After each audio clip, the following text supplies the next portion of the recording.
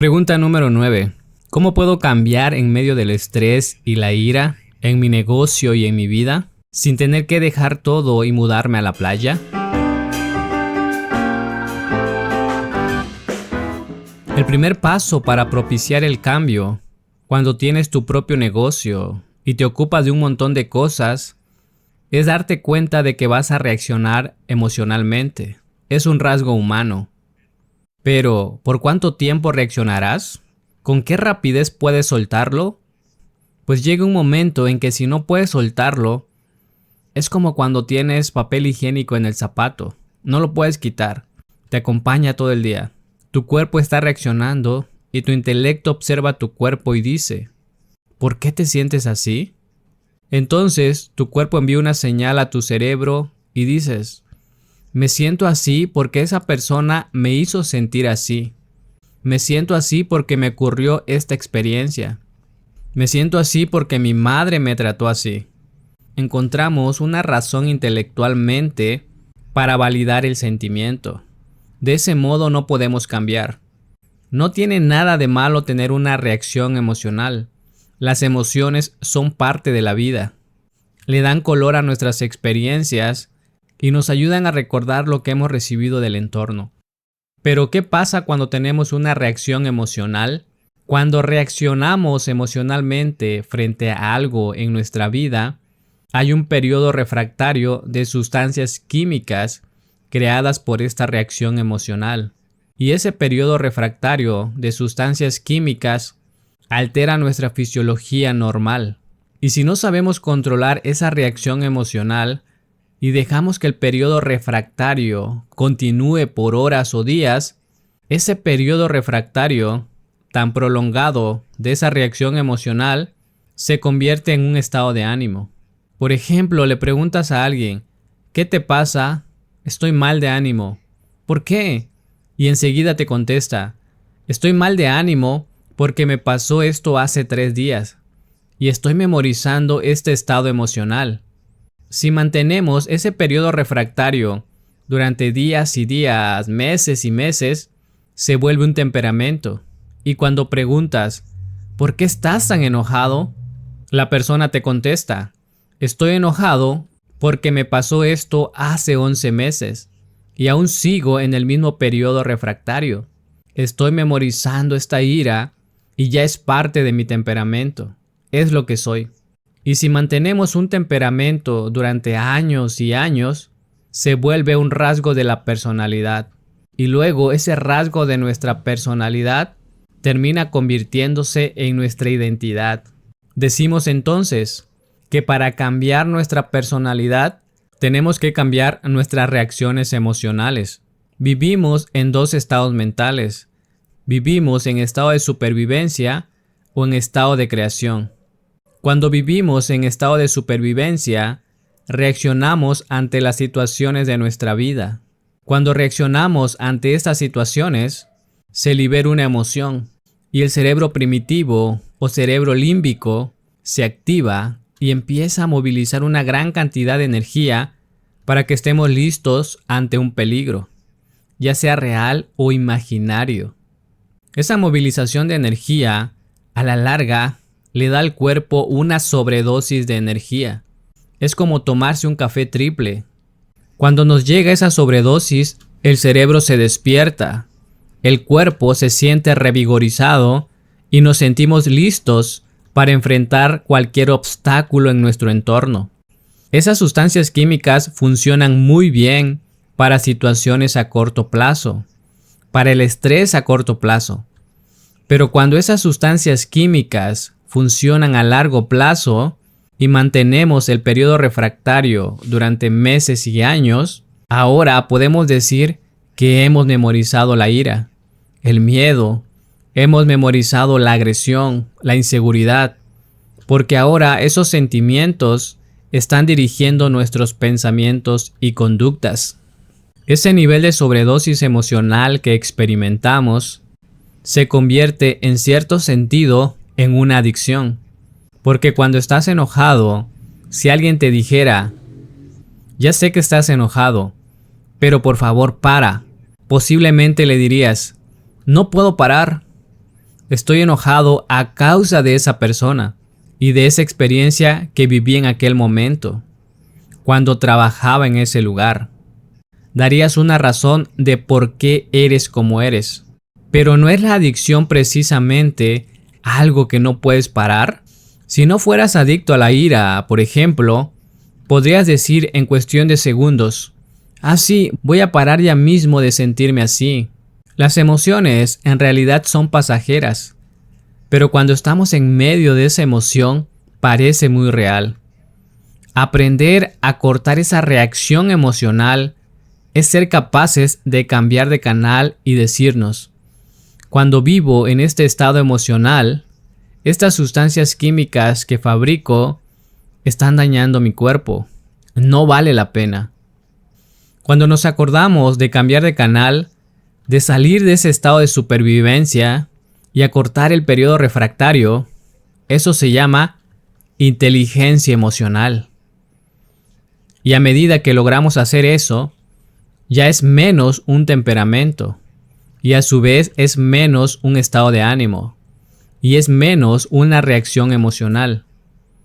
Y ahora empezamos a alejarnos de nuestro destino genético.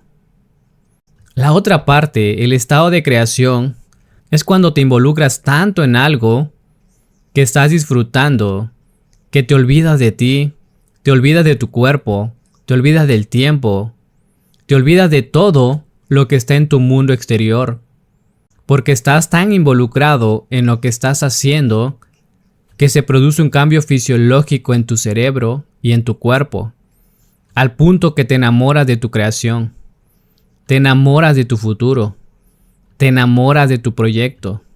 Esa capacidad de ser tan plástico y tan suelto te permite desactivar los centros de supervivencia de tu cuerpo y se produce literalmente un cambio fisiológico.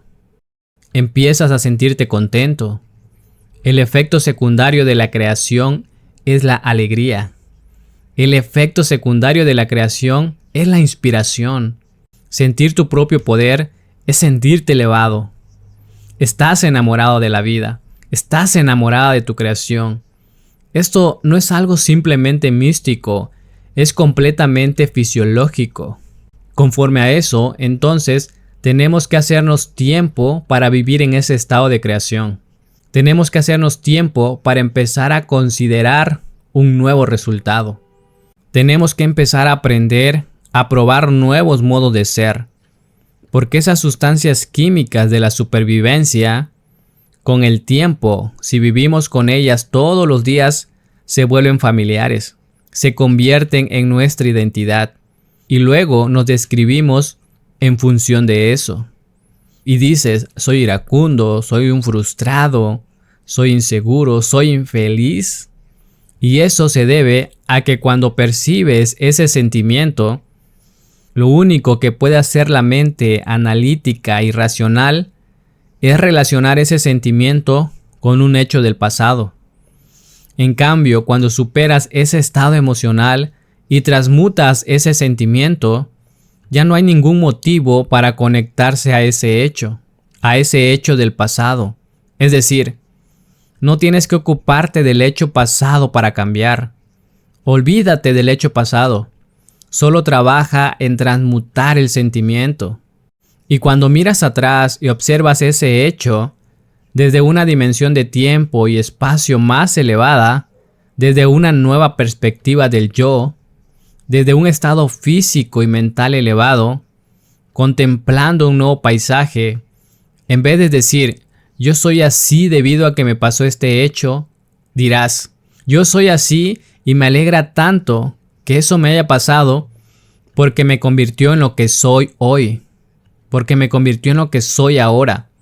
Eso es el verdadero poder personal. Cambiar entonces es poder decir en medio de la experiencia: pues bien, estoy enojado. Veamos si puedo apagarlo. Vamos. Si reacciono mientras estoy enojado, me voy a arrepentir. Si digo algo mientras estoy enojado, no va a ser lo más efectivo. Si tengo ciertos pensamientos mientras me inunda esta química, no va a ser sano para mí. Esa toma de conciencia que creas en un proceso meditativo es el primer paso. Porque cuando te inundan esas sustancias químicas, si te sientes enojado, frustrado, celoso, o si eres odioso o prejuicioso, y esas sustancias químicas se están consumiendo, el cuerpo se activa y se convierte en la mente. Pues la parte animal del cerebro, el cerebro límbico, hace que el cuerpo sea más poderoso que la mente consciente. Y la mente consciente ahora es su efecto. Cuando esto pasa y estás justo en el medio, la clave es poder decir, cuando me siento lleno de ira, ¿qué puedo hacer para no reaccionar?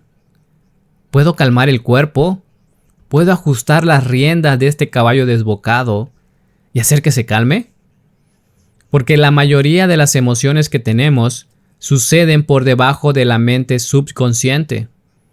Y hay una parte de nosotros que ni siquiera sabe que nosotros ni siquiera sabemos que tenemos estos estados emocionales.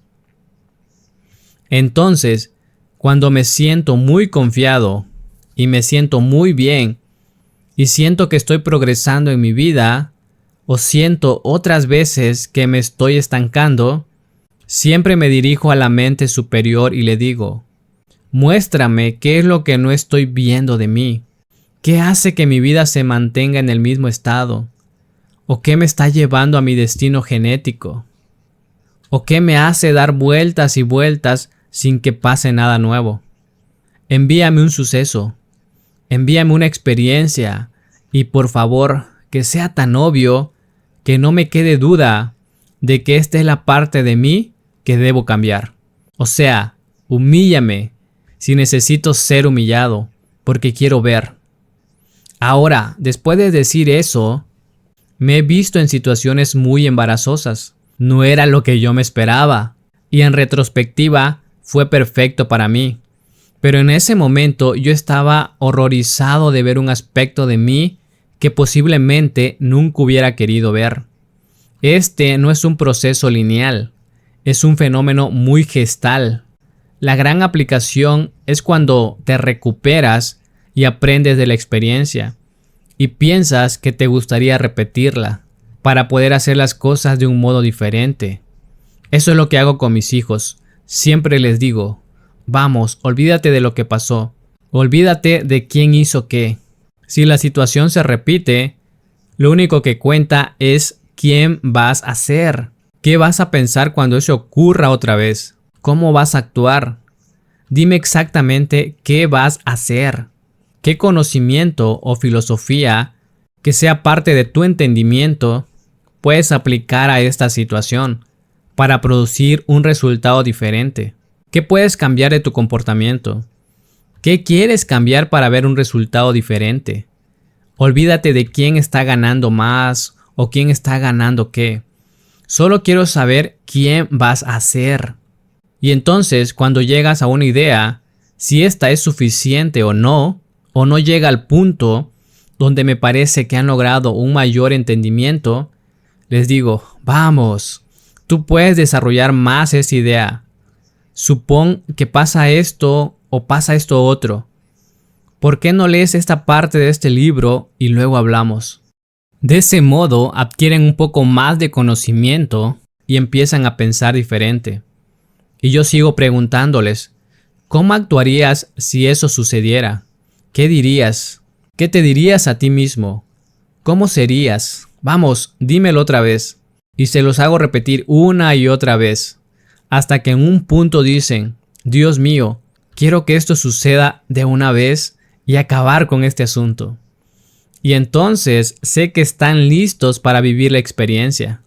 Cuando hablamos de reaccionar el cuerpo a una nueva mente, si puedes sentarte y evitar que el cuerpo reaccione automáticamente y empiezas a pensar acerca de un nuevo modo de ser y empiezas a entusiasmarte con eso y a sentir los cambios químicos como si el suceso estuviera ocurriendo mientras estás ahí sentado, el cuerpo empieza a recibir un nuevo condicionamiento. Estás preacondicionando al cuerpo como si estuvieras cebando una bomba. Hay un concepto en neurología llamado preacondicionamiento. Estás preparando al cuerpo para que responda automáticamente de un modo diferente, antes de ser estimulado por el entorno. Es decir, has acondicionado al cerebro y a la mente al margen del entorno. Lo has hecho internamente. Y ahora estás preparado para vivir tu día. Y si eres capaz de preacondicionarte de esa manera, porque si el pensamiento puede convertirse en experiencia debido al tamaño del lóbulo frontal y empieza a producir un nuevo sentimiento de alegría, de amor, un nuevo sentimiento de libertad, de exuberancia, eso es reacondicionar el cuerpo a una nueva mente. Y entonces cuando te levantas, no vas a salivar cuando suene la campanilla. En realidad no estás reaccionando de la misma manera. Estás en un programa totalmente distinto. La campanilla no produce ningún efecto. En realidad pudiste controlarte y reacondicionar el cuerpo. Y el cuerpo entonces sigue un programa diferente. Y este es mi último punto. Si eres adicto al pastel de chocolate y dijeras que vas a dejar de comer pastel de chocolate, posiblemente lo conseguirías las primeras 2 horas. Una vez que el cuerpo, que es adicto al pastel de chocolate, deja de recibirlo, empieza a enviar señales al cerebro neurológica y químicamente, por la vía rápida neurológicamente y por la vía lenta químicamente. Y hará que tu cerebro piense en las fresas con chocolate que comiste en tu luna de miel, en el pastel doble de chocolate de tu madre, y en la vez que te quedaste varado en el aeropuerto de Ámsterdam y te comiste todo ese chocolate absolutamente maravilloso. Vas a empezar a sentir antojos. Los antojos aparecerán. Así lo llaman los budistas. Y si yo pongo un pastel de chocolate frente a ti, vas a empezar a sufrir cambios fisiológicos, ¿verdad? Esos cambios fisiológicos ocurren porque el cuerpo es adicto al pastel de chocolate. Tú no lo eres. Tu cuerpo está al mando de tu mente y tú sigues las órdenes del cuerpo. Y la mayoría de las decisiones del día las tomamos con nuestro cuerpo, como el perro que oye la campanilla, por asociación y respuesta automática, porque estamos condicionados al entorno. Entonces, piensa en esto. Si fueras capaz de tener control sobre tus reacciones, y si ya no fueras adicto al pastel de chocolate, y yo pusiera un pastel de chocolate frente a ti, no tendrías ninguna respuesta fisiológica, ¿verdad? Podrías comer un trozo o no comerlo.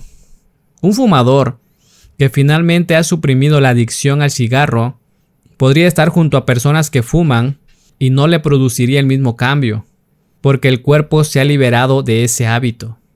Cuando un adicto finalmente se libera de su adicción a alguna droga, cuando por fin es libre, el cuerpo deja de ser mente. Cuando estamos en el proceso de desprogramarnos de nuestras reacciones estresantes, tenemos que ver que en verdad llevamos encima esas reacciones. Son algo fisiológico en nuestro cuerpo. Y yo siempre digo, elige una.